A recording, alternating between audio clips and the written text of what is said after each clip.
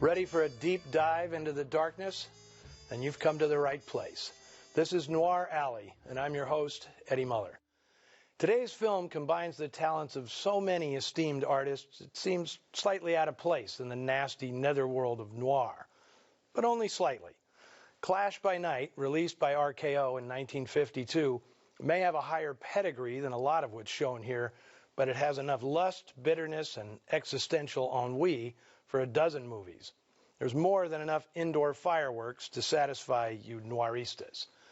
In 1950, producer Jerry Wald, who'd spent 17 years as a writer-producer at Warner Brothers, wanted to break with the studio and forge out on his own.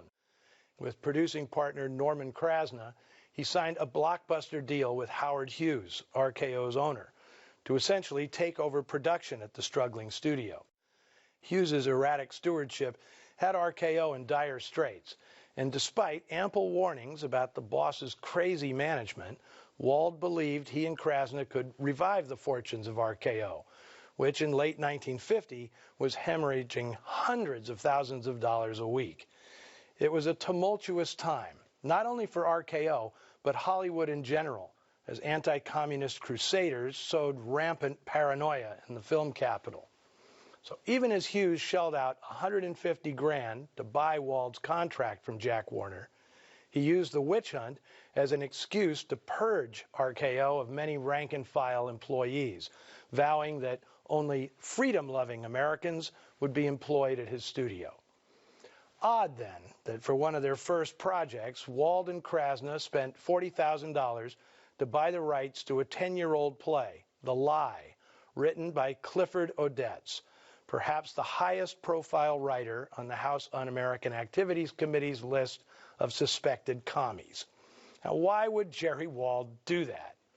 Well, because he didn't give a rip about politics. He thought The Lie would be a swell project for his partner in crime, Joan Crawford. They'd made 5 pictures together at Warner's, including Joan's comeback hit, Mildred Pierce, in 1945. Now, Wald knew Crawford's contract was ending, and the studio was eager to get rid of her. The Lie would kickstart Joan's third act in Hollywood.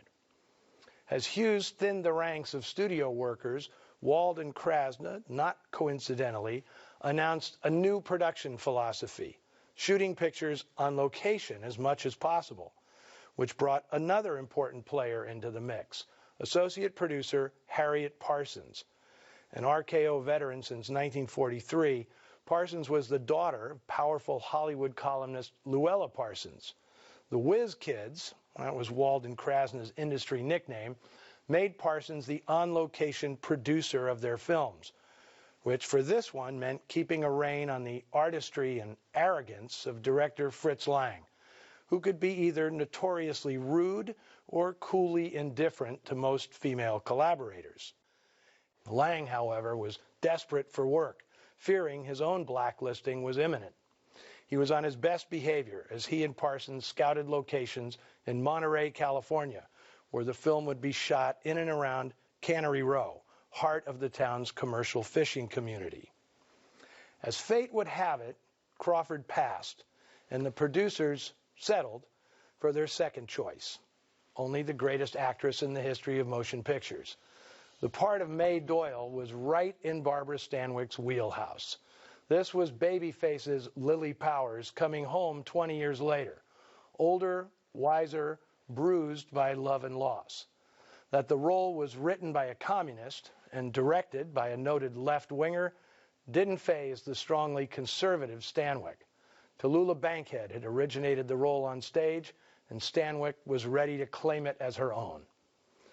May Doyle is a female version of a character very familiar in noir, the alienated, disillusioned guy torn between a good woman and a bad girl who ignites his worst impulses. To play the good guy, the Whiz Kids chose Paul Douglas, a one-time sportscaster who shot to fame on Broadway for his hilariously crude portrayal of Harry Brock in the play Born Yesterday. Douglas was devastated to be replaced by Broderick Crawford in the 1950 film version. So here, opposite the most respected actress in the business, he'd get a chance to show his true range. Now, as the story's homme fatale, Wald and Krasna ran through a number of choices that in hindsight seem utterly baffling. Jeff Chandler, Robert Walker, Charlton Heston, before realizing the perfect actor was right there at RKO, Robert Ryan. He'd even been in the original Broadway show in the part of Joe Doyle, May's younger brother. Now let me help you win a barroom bet. If anybody ever asks what force of nature is both magnetic and repellent at the same time, you answer Robert Ryan. His portrayal of Earl Pfeiffer, a sinister, sexy, and very lonely movie projectionist, is a dangerous match to Stanwyck's short fuse. I can't think of another actor she let get under her skin this way. It's a compelling matchup, especially in the clinches. Now, as brilliant as the three main players are, it was a supporting actress whom RKO pushed in its publicity. Starlet Marilyn Monroe had been borrowed from 20th Century Fox, and RKO's PR department milked her nubility for all it was worth. I'll have more to say about Marilyn after the movie. Oh yeah, this was also the film debut of stage actor Keith Andes, who had the good fortune, or not, to be introduced to opposite Marilyn. Few folks noticed, maybe his family. Now, while you watch, ponder this. How is this film singularly different from any other one made by Fritz Lang? Answer afterwards. Before its release in 1952, Clifford Odets's play was retitled, inspired by the end of the 1867 poem Dover Beach.